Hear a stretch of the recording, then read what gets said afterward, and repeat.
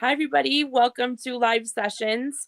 I am Kara, and I am so excited to bring on a new artist that we haven't had on the show yet, and it is Chabasco. So I'm going to let them introduce themselves individually, but I'm so excited to have them because I was just listening to their music and stuff like that, and it's just amazing. So, and they're from Washington, yay! So, where I'm from. So, you guys go ahead and introduce yourselves individually. I'm Rafa. I play guitar and vocals. I'm Elliot Robinson. I'm a drummer. I'm from Austin, Texas. I'm Jimmy Mudd, and I'm from Orcas Island. And my daughter is our ukulele player and vocalist. She's got COVID and she couldn't make our broadcast, so we're going to try and fill it for her. I'm so sorry. That sucks. Oh my gosh. It's going. Yeah. It's interesting because it's going around where I live as well, and I have like a small city of like 300 people, so it goes fast, and at least like I don't know 100 people I've seen have had it here. Like it's crazy. It's nuts. So I'm so sorry that she Yeah, she's a big part of our band. Yeah. Yeah. Oh my gosh. My part. I did. Well, I'm so glad that you guys decided to come on despite her not being able to come. We sent her lots of love and healing thoughts, and hoping she gets better soon. So, but with you guys here, do you want to just kind of give us like a quick synopsis of like, oh, she just popped on and said she's watching. Here, I'll show you. Hi, Pro. Yeah. There's Pro. Hi, Pro. Thank you for watching. We're sad you can't be here. Okay. Just kind of the godfather of like kind of the music scene around here on Orcas. He's been holding a weekly jam since 1989. Wow. And, it's incubated quite the music scene here. There's a lot of local bands, a lot of like you can throw a rock and hit a drummer. I'm a musical enabler. It is quite amazing. It's like the first time I've ever lived with so many talented people, and it's just like and because of that, you know, we've kind of developed a scene and the friendship and and we got this going on, you know. You know what? Really, here on Orcas, the person who made the biggest investment was Jim Brado, and he built the fun house over by our school for all the kids to go in there, and he had a recording studio along with like painting stuff and art stuff and all sorts of cultural venues for the kids to explore. And lo and behold, 20 years later, there's all these magnificent musicians on the island. They were a product of that. It was a great thing he did. He's quite a philanthropist. Yeah. Wow. That's awesome. So how many bands have you been in? Me? Yeah, you. Maybe 10. Depends on what you call a band. I mean, you know, when you're playing with other people. Terrible. No, I have been in a lot of bands. Yeah. Even back in California, I was kind of in a couple bands. It was, you know. Yeah. But here I am. This one's the best one yet. Well, I mean, that's awesome. That's great. If you've been in 10 of them and this is the best one, you saved the best for last, sir. Well, you know what I had when my daughter was in high school, I was in this punk rock band called the Temporary Price Reduction Band. And my poor daughter had to listen to us practice for years. She hated it. But then now she's a little musician of her own, and she's really adds a lot to our band. I love it. I got her in the band or something, and that isn't it at all. She earned her way in, just like Greg Allman, you know what I mean? She like did She played her way in. Yeah, this is not the original setup. Originally, we had it was actually founding member doesn't live in Orcas anymore. He moved to Portland, and he brought me and Jimmy together, and then we picked up Avery Adams of the Rare Bird Committee for a short-term drummer, and he produced our album. And then he held the place until we were able to find Elliot here, and it's just been locked in since then. Elliot's just been a force, and it's just been like, I don't know, it's really kind of melded into something. Avery saved the band, though. Yeah. When Alex moved, if Avery hadn't filled that role, we wouldn't have been here for when Elliot showed up. Yeah, which is very fortunate because now it's like we're such a cohesive thing now. Like, I couldn't imagine it any other way. Yeah. That's awesome.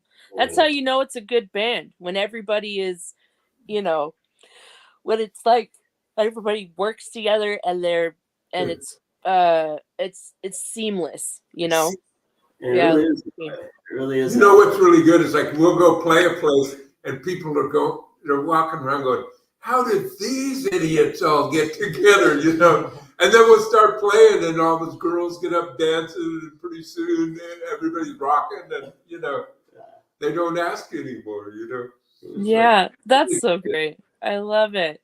The That's music is amazing. What a great story. How about do Elliot and do you guys want to tell your story of like how you got into music too? Would that be okay? Yeah, I'll jump in.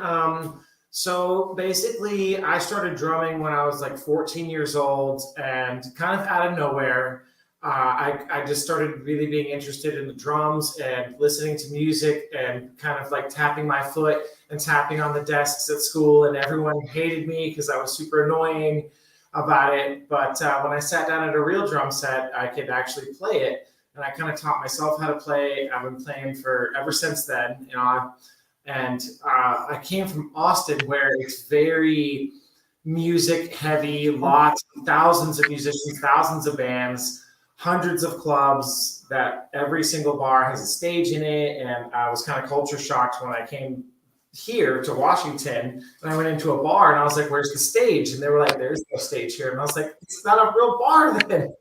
No, but it was an adjustment for me, but I did kind of walk away from a few bands that I was in Austin. And when I moved here, it was kind of to help out my parents. They own a home here, and they thought they were going to lose their house. And I was like, I'll come and chip in and do what I can. And when I moved here, I wasn't even sure if there was going to be any music at all.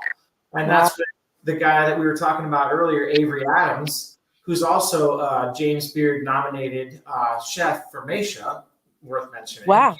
Yeah, so we have a restaurant here called Meisha that he runs, and they serve really exquisite food, and he's got his James Beard nomination again this year, so, we're hoping that he wins it. Yeah. But that's the guy who told me about Trainwreck. who was our drummer. Who used to be the drummer for That's Chabasco. right. And produced our album. Yeah. Oh. So he told me about this place, Trainwreck, at Jimmy's house, and I showed up one day on my own, just like, hey, I'm a drummer, and they were like, yeah, come play this drum set that we have. And that's how I met Jimmy and Rafa and Pearl and all the people. And I did that for every weekend for. You showed up at a really good time because you filled a vacuum bed. And and then that's when Rafa approached me, and he said, hey. Actually, Jimmy was the guy who approached you, and we just. They came up to me and they were like, hey, we don't have a solid drummer right now. Would you like to drum for our band? And I was like, I'd be delighted. And then pretty quickly we wrote the album and put it out. And then we're working on our second album right now. So things have been moving Briskly. very, very, very quickly. Good. A lot of bands that I was in Austin would drag their feet. I was in a band for 3.5 years that never got anything seriously recorded or did really even played any shows. So the fact that we got something to show for it. Yeah, we got something. And we got a lot of other songs, We just wrote 4 more, and we had another 3 that didn't make it onto the album. They were going to be released as singles, and we were just kind of like I don't know. It's really coming together. I was a songwriter for a while, and just being able to like really work with a group where it's just like it's effortless. It's just like, Yeah. I got some bones. Let's work it out. And it's like usually by like take 3, we're like, all right, that feels pretty good. It's Yeah. insane. And on the second album, my daughter, who's 25, she started writing a couple of the songs. Yeah, she's got most of the heavy lifting done on that album. It's Yeah. she's really stepped up Fantastic. as a songwriter. Saying she can't be here. It's really inspiring. Yeah. Yeah. Yeah, like she didn't even play an instrument at first. Yeah, really. Well, not really. She was pretty shy about it. She definitely had the ability, but wouldn't come around. Yeah. It took a little arm twisting. I'm not gonna lie. I mean, it's interesting because I've heard that before of like people, they get in a band and all they want to do is just the one thing, and then I don't know, a band member leaves or something happens or something like that, and they just happen to play that and nobody knew, and so that's kind of funny how you guys also kind of have that situation, where she's kind of she knows how to play but didn't really want to, but I think that's amazing, like proud, that must make you guys kind of proud of her to like come out of her shell a little bit more and trust you guys with that. Have you heard our album? Okay. Yes, she has. She said she opened with that. Yeah. Oh, good. Yeah. Well, yeah. So Pearl's voice too, like on that Outlaw song, it's just powerful. Yeah. I've been in a lot of bands, and Pearl's by far the best singer I've ever worked with. So that's amazing. She says, I'm not going to. She goes, "Oh, F off. I wasn't even supposed to join the band at first. I was just an opener for you guys." See, and now she's like in this completely different position. Yeah. It sucks that she can't be here. Now we're back up. Yeah. Oh my gosh. That's She's so funny. watched her go from just kind of really working out the kinks to being a full-on frontman. Yeah. It's like owning the stage. It's great. You know, when do you typically have your guests start playing music? Because really our music pretty much says what we are. So we'll talk just a little bit and then you guys can play 3 songs and then it'll be that. Anything else you so I just kind of want to talk about since I didn't know you were making a second album, so I didn't have until this moment. So I had a couple questions for the first one, but another question that comes up is for me right now is, what has changed since the first to the second? Like, what have you guys evolved? Has there been any changes in your sound? Have you what's the difference between the two that I think we're more in our feelings in this second album. Like the first albums are very much a party album. There's really one song that's kind of personal and very kind of like more like, and I think this second album is definitely more personal. It's definitely more about our feelings. It's about like accepting our vulnerabilities and kind of being more open with that, Yeah. The one song I've written on it so far was about kind of something like that. And I know that it definitely does feel a little bit more personal. Okay. Yeah. That makes sense. Yeah. Are you the only songwriter of the group? I was for the first album. For the second album, Pearl's been doing a lot more of the heavy lifting. I think she's written either 2 or 3 of the songs on that new one. I think we got about 4 ready. And Tell Me Luna, man, that's what's Tell Me Luna was a killer. Tell Me Luna's gonna knock your socks off. That was a really good one. So she says, I'll also say we've kind of settled into our sound and how we work together more, so we're more comfortable writing those feelings of songs. Yeah. Yay, it's like she's here. Almost. Yeah, so I mean that's so cool. What going into this second album, did you guys have a theme you were going for? Or or did you just kind of pick songs, or how did that come about? Well, it was one of those things where when we were writing the first album, we already knew which ones were going to be on the first album. And we were writing so many that every now and then it'd be like, all right, that one's on the second album. All right, that one's on the second album. I mean, before you knew it, it just kind of created this like kind of theme in of itself. You know, there were just really good personal songs that spoke to us in the moments, and we're like, all right, that has to be on the second one. You know, and I think our second album's probably going to be less R-rated. Less, yeah. It's so far, the first album had a lot of you know, like adults like profanity. Profanity.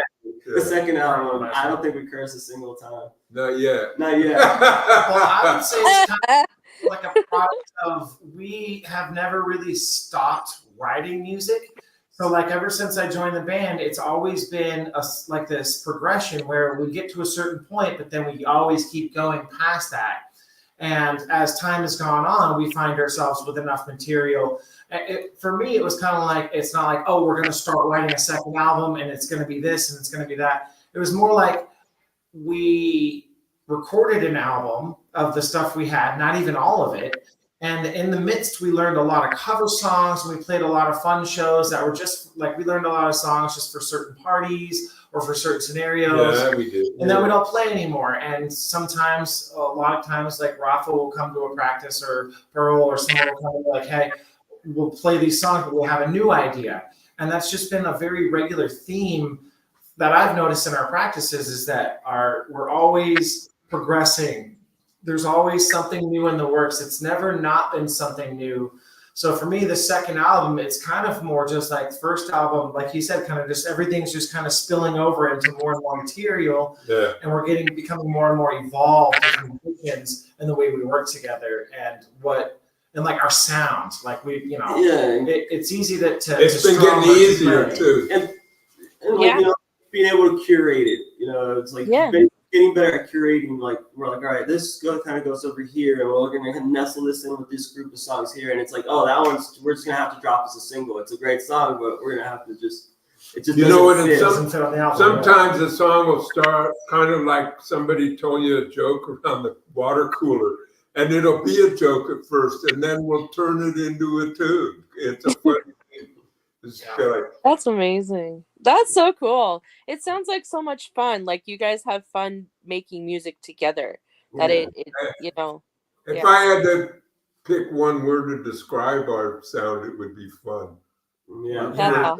Same. It's fun to play, fun to listen to. Yeah, I get that from that first album for sure. Yeah. I kind of felt that anyways, but you know, in hearing how you came up with the music too, it kind of puts it all together in perspective, and I can see where that word definitely describes you guys for sure. Yeah. So of the places that you've played, you know, what has been your most favorite like moment of playing live? Ooh. Okay, I'll go on this one. My personal favorite moment is our first show ever where we played with Feral Mary. Feral Mary had opened for us, another mentionable Orcas Island band. They opened and we closed out the show, and it was just a party in a backyard. We were playing like on some makeshift stage, and there was a lot of people there, and everyone was having a really good time. And we started playing a certain song, and a mosh pit broke out, and everyone was really into it, and a shoe went flying from one side of the crowd to the other side. And I remember watching the shoe and being like, now we're having a good show. So that's my personal favorite one. You know what? My personal favorite was when we did the cover band show and we were the Violet Femmes. Okay. And they had us close out the show, and we did a really good cover of that. That was fun. And then they asked for an encore when we played a Chabasco song. Yeah. I think my personal favorite was when we went to Bullfrog Festival. Oh, yeah. The Bullfrog Festival in Ronald was just amazing. It was a really small DIY festival, a lot of local bands, like a lot of bands from all over Washington. And it was such a good vibe. It was like all the right people were there. It was awesome. We went like over a year doing nothing but benefits. And I think we did like 12 of them. 15. Wow. 15, yeah. 15. Without getting paid. We just benefit, you know. Yeah. And for the animal shelter, for the homeless thing, for the food bank. Like one after another, man. we played wherever they would put us up. Yeah, whatever they let us play, we played. Yeah, that's fantastic. I mean, you know, it's I can tell you that there's a lot of bands who would not do that. There's a lot of musicians who would not do that. You know, it's hard to find bands that will do a show for free. And I Yeah, can tell you but personal. free and a benefit is a different thing. They're charging tickets, but the ticket money goes to the Kind animal of shelter. Right, right. Well, yeah, but none of that revenue Yeah, came we don't through, though. get paid. That's Yeah. Right. So you're We just doing love it for puppies. yeah. We You're love still it's a every one of benefit. the funds we benefited. Yeah. So like irregardless of like it's a benefit or a regular show or a festival or whatever, you're not getting paid. So you're doing it for free. Yeah. So to do 50, Well, but sometimes there's psychic income. You know, you get rewarded psychically. well, I mean, there comes like that's the other part of it is like there is some benefit to that. You're getting exposure, you're getting you know, everybody's able to see that you guys are willing to do thing to play, you know, and not just like uh using it as an excuse to not play, you know. And so I feel like that's very commendable to all of you, because it's just not a thing in music usually. And I've done a lot of it. I've been in it since 2001 and I've seen it Same. across the board, 90% of bands. And I lucky enough have been able to find some, but you know, that's really commendable with you guys doing that. That's so awesome. Seriously. No, we do it for the love of it. Honestly, we enjoy being Right. like we enjoy having people enjoy our music. You know, like we really Yeah. do it to please people. And like, I love being on stage. yeah, you know, it's a lot of fun. It's a lot of fun, and it's like to say that we get nothing out of it if we don't get paid is a lie. You know, like we enjoy every moment. Yeah, they're paying me with cheers and claps. We dread every moment on the way to that stage, but the minute we start playing, it's like it's the best. You know? Yeah. Well, I mean, I understand that there's this emotional thing to it, and that's what you get. But you know, as far as like doing that 15 times, I mean, I don't know of any other band who's done that, you know. And that's really that's a unique thing because it doesn't happen. And I know there's other things that bring into what a you know the benefit for you guys is into that word, but you know, most bands don't do anything unless they're paid. And Yeah. so to say that you've done 15 of them in a year and didn't get, you know, the payment is whatever you decided between the benefit and you guys, but you know, to not have monetary money to it, like that's commendable and really amazing. Like I find that really amazing because that means that you guys are you're doing it for the music and you just want to play and it's for fun rather than But we don't mind playing to help the homeless dogs and stuff either. You know, Yeah. I mean, We don't Yeah. like some it. of the things we benefited were for our own benefit. Yeah. You well know? for sure. Yeah, We did 100%. one for the senior center. Shit, I'm a senior. You know what I mean? So. Oh my god, how did that feel? Being a senior, it makes me tired. That's amazing. It's Well, okay. I feel like you guys are unique and that's what makes it so cool and what a you know a great band that you guys are because it's for the love and the passion of music and that's what it's about, you know? And I really like that just hits hard because I find that it's really hard to a lot of local artists are uh have lost kind of that in some ways and I feel like you know since you guys have been able to keep that strong and together that's what makes you guys stick together and have such a great camaraderie between all of you, you know. Yeah. And I think that's a testament to the scene that Jimmy has built here. It's not just us, like, you know, a lot of our bands here, we will rally for the community and we'll play with free Yeah. stuff. And we kind of pull together to help each other out all the time, you know, like you know, Avery and like for the Redbird Committee, he plays in a band, you know, and then there's Bad Dads, and we play together a lot, and then we all kind of like, you know, we kind of became this community where we kind of help each other out, and we put together shows for our community and stuff. It's tricky here because we have a small community, and so there's like 6 or 7 venues to play at, unless you make your own venue. But anyway, you could play everywhere there is to play on the island in a week, really, as a band. Yeah.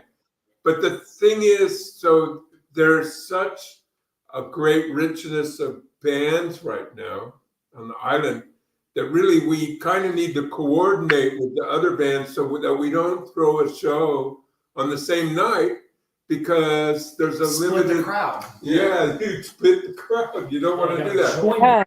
So really, we should work at that, at getting with our other band members and have like a, you know, an itinerary for us. Last year, Jimmy and his twin brother Johnny turned 70, and so they threw a joint birthday party at the Grange, which is one of our local venues here that you can rent out. It's got a stage, it's got a big auditorium, it's got a kitchen, and a great sound. Great sound, and I'd say like 75% of the island was here. Yeah, we had like 8. There was like 8 bands. They called it Mudfest, and that could be one of our greatest. And we had bands. That was a good one. We did a good show. We had bands from off island come through too. Gorilla, worth mentioning. Yeah, from Friday Harbor. Yeah, that was a fun time. They came down and held it down, and it was a fun time. And it's just a community effort to put on a wicked party. I mean, the amount of people that showed up compared to the amount of people that are on the island, like it was like the stores were closing early to be like, no, we're closed. We gotta go out of the thing. I know. That's so cool. You know what? We only had to pull one car out of the ditch too, man. That's nothing. No DUIs either. No, we had filled 4 parking lots, and some of them are made of dirt. That's so cool.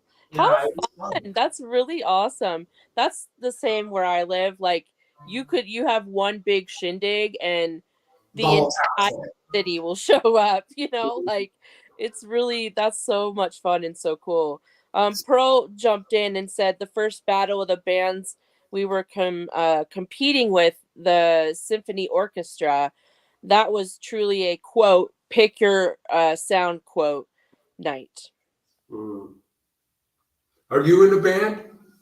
Me, I am not in a band. I do play though, and I write music. What's your instrument? But I'm not in a band. What's your instrument? Drums. You're a drummer. Oh, nice. What kind of set do you got? I have one that's really old. It's a This drum set's 20. Ooh, my drum set's 24 years old. Okay. What type is it? I didn't see. I have a Yamaha. Oh, okay. Yeah. You know what? I would encourage everyone to join a band, even a bad band. It teaches you a whole lot of things. It teaches you to be part of a group. You have to give up a little bit of your own self-centeredness and be part of the group. And you have to be punctual. If you're going to have regular practice, that's one of the keys. We've been practicing once a week for 5 years now. Yeah. And we show up and do it. Unless we have a show, then we forgive the next practice. Because if we play a show, we're like, no practice next week. Take the week off. But other than that, we're pretty diligent. But you know, that's like 70 something practices, you know. Yeah. Well, and I was in a band. I've been in 2 bands as a drummer, and a little punk band in like 2002, and then I went solo and traveled with all like whatever Seattle scene was, and then in 2003, and then when I started writing my own music, and then in like 2005, I played in the church band that I was in church as the drummer. And on the island too, yeah. So that's kind of been my my thing. But I realize if I'm not a drummer, I don't really like being on stage. It's not my thing to be in the middle. And so I let my songs go to a couple of Seattle bands, and they play them and have them But on you're their on album. stage now. Oh, wow. What's that? You're on stage now. Well, Kinda, yeah. I know it's unironic, honestly, that I do this because I really don't like being the center. And then, I mean, it's been 5 years I've been doing this, and it's all my friends are like, I don't know how you do that. Like, Talk about for the love, you know. yeah, yeah. Well, there's that too. Like, I put on shows in downtown Seattle and all over the east side too, and like everybody always is like, how do you get so nervous being on stage introducing everybody, but you can do your show where you've met all these artists and not be scared, you know? And I'm like, I don't know. I don't know. Maybe because there's not an actual artist staring at me. Like, I have no idea. I have no explanation for it. So yeah, but I just like being able to write music. That's really been my thing, and I've been doing it for the last, like, I don't know, religiously the last 4 years, but I've done it ever since I was a teenager. I started playing guitar when I was a teenager. So yeah. Nice. But yeah, I really I think it was more just enjoying like seeing the artists more so than playing with them. And so I that's where I've just been in the scene since 2001, and just seeing all the bands that have. I was like, I think the first time I ever went to a local show was Brandy Carlisle, and that was like 2001, you know. Wow. So, yeah, and then I got to open for her in 2003. Wow. And that was last like show I ever did at Showbox. So that's awesome. It never gets better than when you're the opening band. You know, it's just like being said. That's when you're drinking. That's when you're partying. You're having a good time. You came off stage, you're like, and you have no pressure after that. You can just walk right in. I don't know. Yeah, and I was so young. I was like 20. And I didn't even, it was so cool. I was like, I've made it. Like, after only being in the scene for like 2 years, it was so silly. Something. I mean, that's awesome, man. That's bigger than I've ever gone. We're still trying to. I got lucky. It was actually a benefit show, and I did not get paid. And it was at the Showbox, and there were, I mean, just, you know, 10 or so people, 10 artists or something that were playing that night, and everybody kind of had a certain amount of time. Like I had 15 because I was new and I only had 3 songs at the time, so I had like 15-20 minutes, and then the next person had like 30, you know. So it was like, it was just a really cool night to like be immersed in it, and to see like all this stuff, and be able to hear music and hear different people. And that's when I think I really fell in love with local artists and that sort of capacity, you know. But yeah, and I've been doing it ever since. So yeah. That's awesome. Yeah, that's like but that's our love, basically. So we love, like, we get it, you know. Yeah, we're all about the scene. We're all about like we'd be doing it even if they were throwing rotten tomatoes at us. We'd keep doing it. Actually, I fantasize of playing behind the Blues Brothers cage where they're throwing bottles at us. Chicken wire. Chicken wire. That's awesome. That's so great. I went to a show this Friday, and the guy, every single time he got finished with his song, he's like, "Man, no tomatoes. I'm doing all right." You know, like, it was so funny. The fact that you mentioned that is hilarious, because I haven't heard that in so long. And then he said it, and now you said it, and yeah, it's just funny. Like, I find that interesting, because like, I don't really think any music is ever really bad. It's just you know, how the person sings it, you know, and what they perceive to be that interpretation of whatever that song is, you know. And so you know, sometimes with artists there's this weird kind of like fandom culture, and it's like, the reality is like, art's gonna find its audience. If you just keep putting good art out there, someone's gonna love it, you know. And exactly, that's it. That's what you're doing. Speaking that's of the which, gig. are we going to play? I'm sure we'll play eventually, too. Yeah. I mean, play and then talk about how we played. I don't know. Well, I just I admire that you guys are so passionate about it. It's just so cool because that's what it's about. And I think not everybody wants to be big and famous and all of that. And I'm not saying that you guys do or don't, but as a local band, there's some sort of love there where you really have to love the music more because it's about that. It's about being able to stay in that kind of a scene for so long. You have to almost just that's all it is just the love of the music. And so it's awesome, you guys. That's really cool. And you've been around quite a while too. So like that says a whole lot too if you're still playing You and think we know shows. better by now. Yeah, well, it's fun. Like I could say that for a lot of bands. So yeah. Well, I think you guys should play. Can you do that for us? Absolutely. Yeah, let's do it. Yeah, we'll figure it out. As long as we can play really bad. Yeah, you said there's no such thing as bad music, right? So Yeah, there's not at all. Yep. test that. Even if it was, I would still let you go. Wait a minute, I'm turned off here. I got you. Thank you, Elliot. All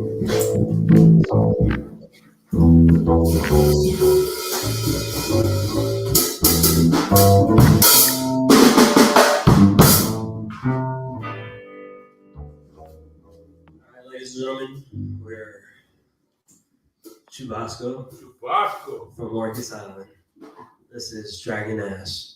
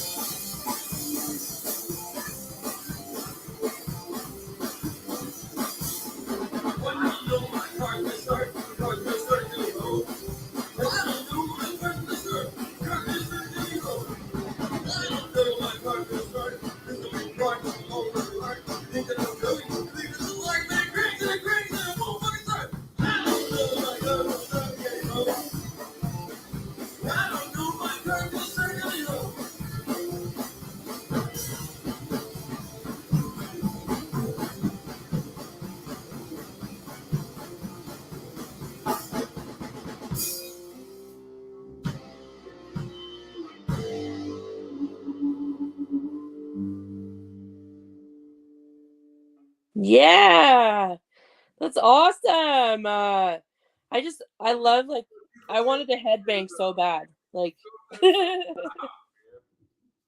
sounds great. You guys are good.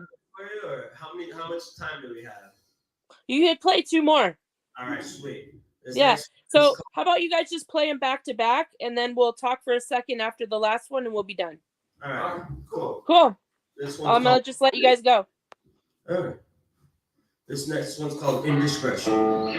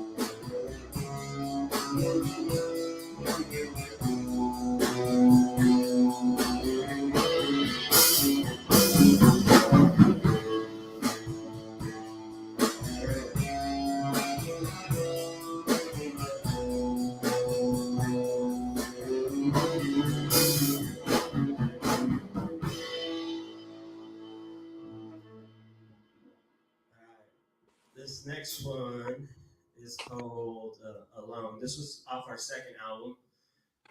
This is one of yeah, I wrote this one. This is the one song I wrote on the second album, so let's give that a shot. I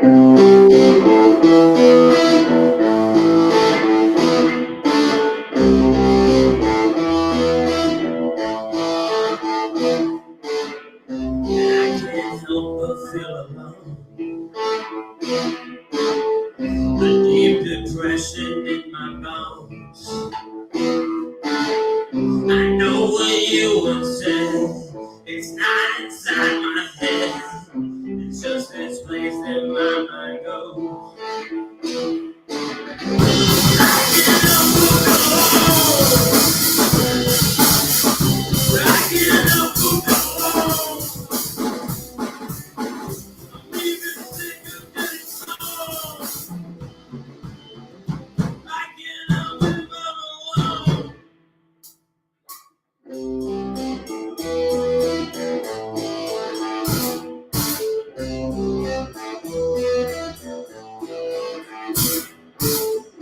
There's this place inside my mind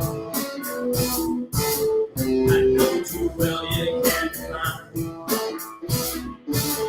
With lots of ample space, I'm lost without a trace. The bridge so steep that I can't climb. I can't help but go. I can't help but go.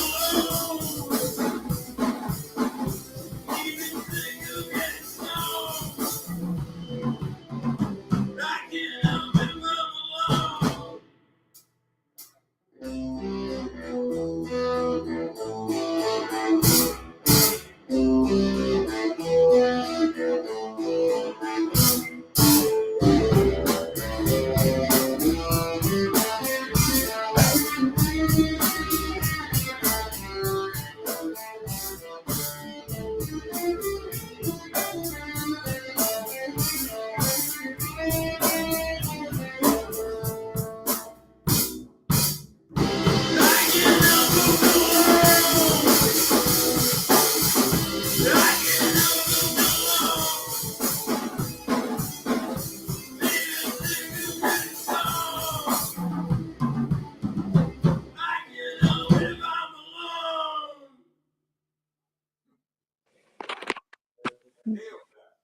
Yeah.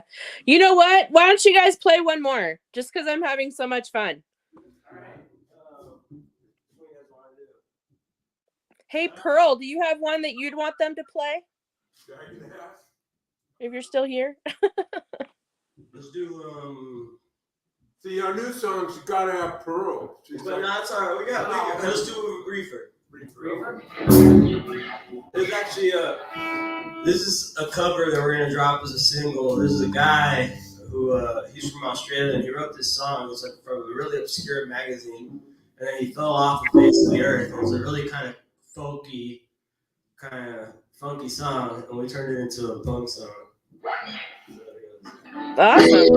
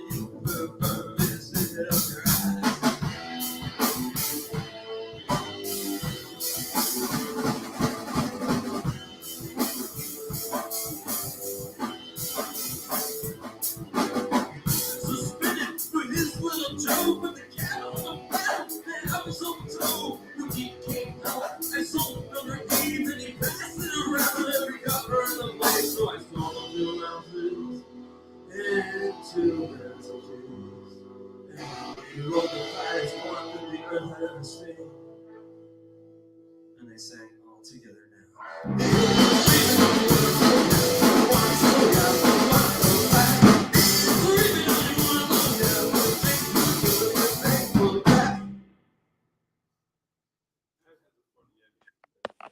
Awesome. I love it. I actually so while you guys were playing Pearl said that I asked her if she wanted one of you guys to play, and she also suggested that Reefer is her favorite cover, so she said it was perfect. Yeah. Like she's here. That's awesome. Well, I have to know, how did you guys come up with the name of your band? Chabasco? Well, I mean, that song, have you ever heard that song Long Nights? It's with me and Pearl singing back and forth. It's that big Spanish section, you know? So I'm like, you know, so like I wanted a Spanish name for the band, you know, when I started. And I had no clue what to call it. You know, I was kept coming up with corny like names or whatever. And Jimmy actually, you know, he's from Southern California. He grew up surfing down there like I did. And he was like, you know what, dude, let's call it Chabasco. You know, like when the storm comes in from the south, it brings in all those good waves, and that's the type of vibe we want, right? So it's like, we're going to call it Chabasco. So a lot of people think that I named the band, but it's actually Jimmy who named the band. That's awesome. I 100% thought that you had named the band. No doubt. Everybody does. Everybody does. And it was like, and we're like, oh, it's like that old cook over there, man. I love it so much. How is it kind of having such an age difference in the band? Do you think it helps with the sound, with the band itself? Like how does that feel for you guys? It helps it stay authentic and fun, I think, in my opinion, because it's like it has to transcend all those different borders. Like if it's bullshit to any one of us, then it's kind of just bullshit.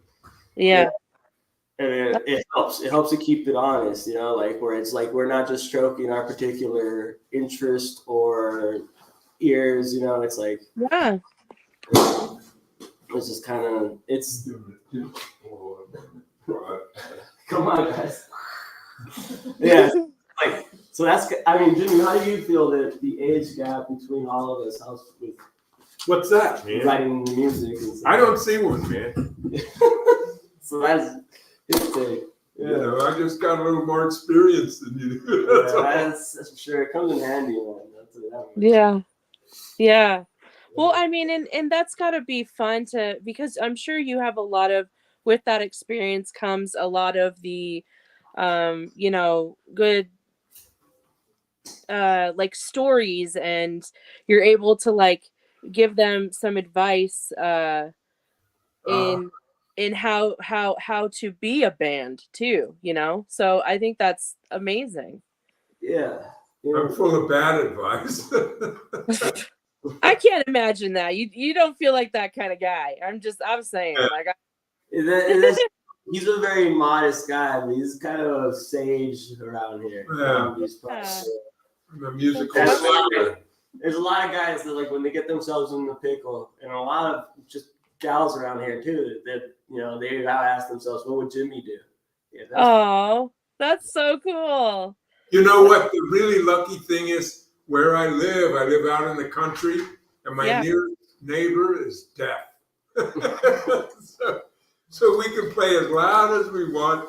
As a matter of fact, from time to time, we've tried to stop playing, thinking they would be irritated by it, and that they miss hearing it. And they want us to bring it back. So now it's become kind of a tradition to. That's so cool. I love that so much. My friend that plays in her city sometimes, like it's the same thing. Everybody's like, "Oh, you guys are playing? Let's go. It's a full band." You're all right, cool. And the whole like block will get together and go watch them play. Yeah, in Austin, I used to be friends with my neighbors, and I would throw parties until late in the night. 3:30 in the morning, we're jamming. We're full on instruments jamming up. And my buddy's like, your neighbor doesn't mind? I was like, Ted, he's right there. That's so cool. That's so cool. I mean, what are the odds that you'd have a deaf neighbor that you'd be able to do that with, Like I had a deaf neighbor before that didn't like me playing loud music, but then we were duplex neighbors. That's a little different. Oh, that's totally that's totally different. Yeah. I'm like, no, this guy's hundreds of feet away. No, we were duplex neighbors, and he did not appreciate my loud music. Yeah. To add in, Pearl, she says, speaking personally, I love it, but it's also a little funny to play rock shows with my dad, and funny in the best way, she says. It's a very satisfying thing to have an album out where I'm playing with my daughter, I'll tell you. I think it's a flex. I would say that's a flex too, honestly. Yeah. It's a father-daughter band. That's right. Yeah. Yeah. How many people in the Seattle scene can say that? I know many of them, and I can't find one. I couldn't even name you. Well, maybe not ones that sound like us. That's for sure. Yeah. Oh, well, for sure. Yes. Well, you know what they say. There is another one. The apple don't fall far from the tree, but sometimes it can roll downhill away. Not in this scenario. No. That's awesome. Well, you guys are so much fun, and I am super thankful that you stuck around to be on. I'm really sorry for the technical difficulties, and I'm just so happy you guys came on. It was just so much fun. And do you guys have anything like you want to plug or anything else you want to say before we go? The Rare Bird Committee is going to be on your show, I heard, in March. Yeah. There are really dear friends, especially Avery, who, like he said, played drums for us, produced our album. Yeah. I can't say enough for him. He's a wonderful human being. All those guys are amazing, And the bad dads have they mention us on one of their albums, That's cool. And then Danny Harrison Chuck from the Rare Bird Committee, he also has another great band called the Swells. Yeah, and he's one of the most talented songwriters I've ever I'm super jealous every time he writes a new song. I'm just like, how in the hell, man? Yeah, he's over running the open mic right now. So. Yeah, Ravi, I have that all the time. I wonder that consistently with as many people as I've interviewed. Like, I consistently am shocked by a lot of artists that are just so talented in that regard of just you're in awe of like, how did you even write that? And then like, oh, I wrote it in 5 minutes. And you're like, how? Like, Being in a band is like going on a long sailboat journey. You want to do it with some people you get along well with, and have good provisions. Yes, for sure. I co-write with my best friend she was a national touring country artist from Nashville, and it is the most amazing, like, that is completely true. You have to really click with the person that you're writing with, and that's where I think the fire comes from. But when you're in a band, I think it also comes from the rest of the band and allowing everybody to have their point of view and their music and what they hear, what they see as well, which is why you're in a band to begin with. You all want to put in to have your sound in. You ever come up to Orcas? So I live well, let's see, that 8, 9, 10, that would probably be about a 12-hour drive for me. I live on the opposite end of you guys. I live on the east side, the very last city that you could go, very top east northern city you could be in the middle of fucking nowhere. That sounds amazing. Yeah. You get to play real loud. Yeah, I mean, it's pretty. There's 3 little cities up here, and all of them don't have more than 400. My little city only has 150, but the other 2 have about 400, and I think Melling Falls has like 310 or something like that. So it's a really small community between the 3 cities. Orcas Island's population like 4,000 in the winter. Yeah. Wow. It skyrockets to like 10,000 in the summer. So you're by Falls City? I have been to Falls. I know exactly where Falls. So I've lived in Seattle and surrounding areas my whole life. I moved out here a year ago for my best friend. City folk. Yeah, so I do know Falls City, like the River Cafe or whatever that place is called, and where people play. And I lived in Kirkland. That's where I'm from. So, yeah, but I do know of Orcas Island. I actually have not been on Orcas Island. I've spent more time on the San Juan Islands and Friday Harbor than I did that one, and Whidbey Island. I just never got to, and Camino like twice maybe.